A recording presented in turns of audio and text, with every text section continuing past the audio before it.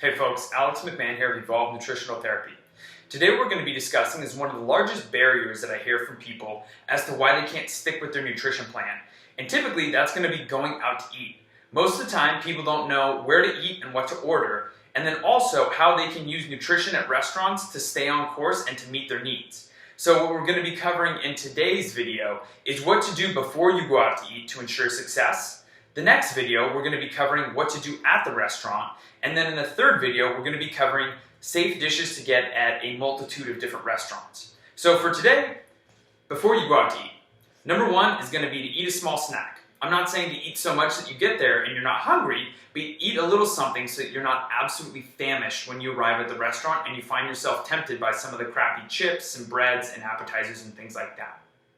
Next up, be proactive. As we all know, one of the toughest things when you have a large group of people is having somebody make the decision as to where people are going to eat. If you know that there are certain restaurants that are going to meet your dietary needs, be the person who's proactive and makes a suggestion about where everybody should go to eat. That way, you'll be able to enjoy your meal and you know that all your needs when it comes down to diet will be met when you're at the actual restaurant. Next thing is going to be look at the menu ahead of time. So when you look at the menu ahead of time, you'll be able to see whether the restaurant has things on there that meet your dietary needs, whether there are things on there that you can actually modify when you're at the restaurant and make special requests. Also, if the menu isn't online, go ahead and use this handy dandy thing called a cell phone and go ahead and give them a call ahead of time. And ask them about what kind of changes they can make to the menu. And more often than not, places are pretty willing to do that. The last thing is to use Google to review restaurants.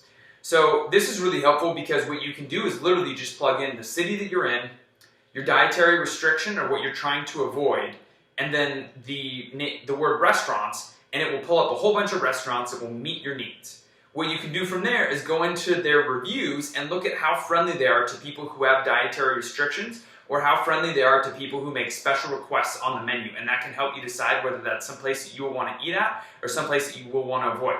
So stay tuned in part 2 as we discuss what to do when you're at the actual restaurant to ensure success. And as always, you can connect with me on social media. So Instagram, I'm at Evolve Nutritional Therapy. You can email me at evolvent.pdx@gmail.com. Or you can find me on both Twitter and Snapchat at evolventpdx. Take care, and I will talk to you in part 2.